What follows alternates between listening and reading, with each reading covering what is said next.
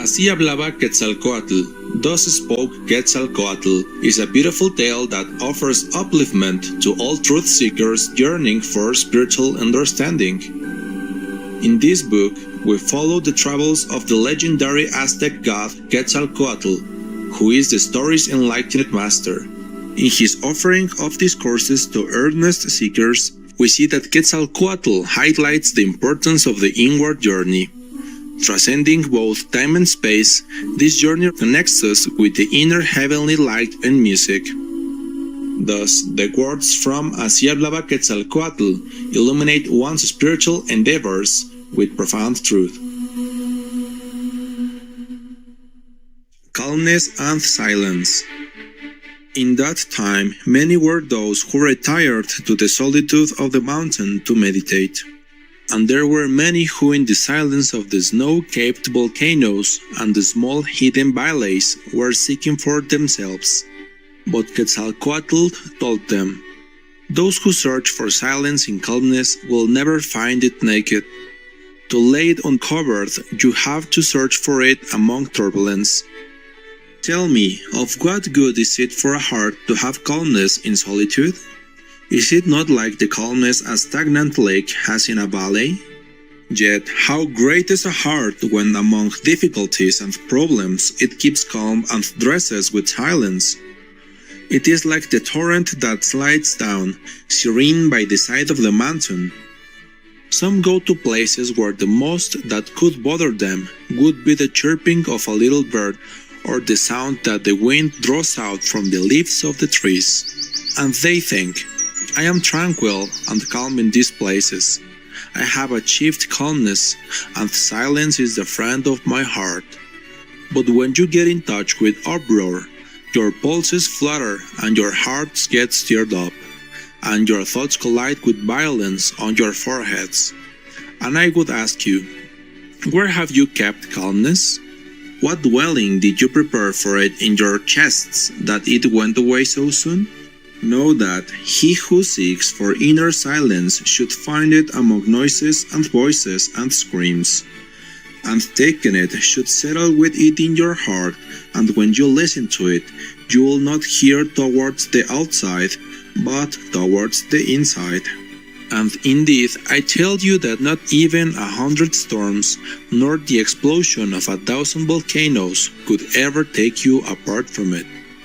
To seek them for inner calmness, do not go to where everything is calm, but to where there is no peace, and be you the peace.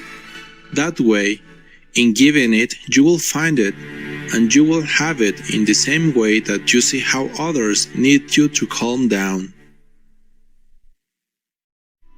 An example in order to flourish. Quetzalcóatl went all the way to the valley irrigated by the Tepeji River. It was a time of flowers, and people gathered them to take them to the altar of sacrifices. And this is how he spoke to them. Men and women, you will never learn. Do you happen to think you will praise heaven taking something that he put on earth for a purpose? Do you really think that by destroying the lives of these beings you flatter our Creator? These creatures were not put on earth to be taken and abused for being inferior, just as neither were the animals, nor the birds, nor the least of your brothers among men.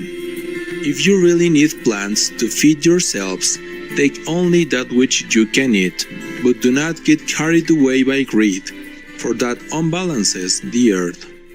If you want to raise an altar to the eternal, take nature itself for an altar and take care of it, because you will make your God rejoice more by leaving each flower and each animal and each brother of yours where they are, rather than by cutting their lives off.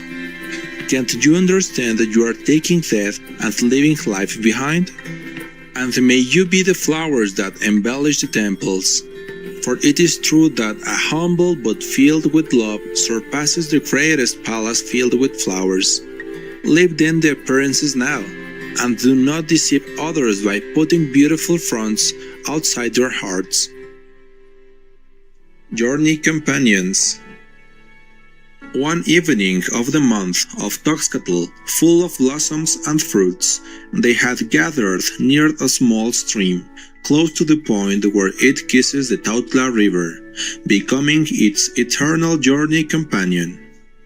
And one of his followers told him, "Master, pour out your voice and give us strength, so that we may also become your journey companions towards the light." And he answered them, "My journey companions here on earth, heaven fixed a long time ago. The only thing I am doing now is to reap what he sowed. How many lifetimes have you come to my side? And how many more will you stay with me? Know that heaven never forsook you. Loneliness sprang from your isolation, but he never stayed apart from you. Do not be deluded by the appearances with which are dressed the things of this world, and know how to distinguish underneath them, because he can be concealed to the eyes of the flesh, but not to the eyes of the spirit.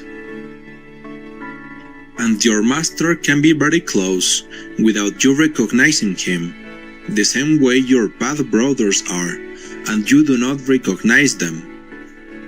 There is a saying in wise and faraway lands that goes, when the disciple is prepared, the master appears. But I ask you, could it be that the master never abandoned us, and it was only our ignorance that kept him concealed?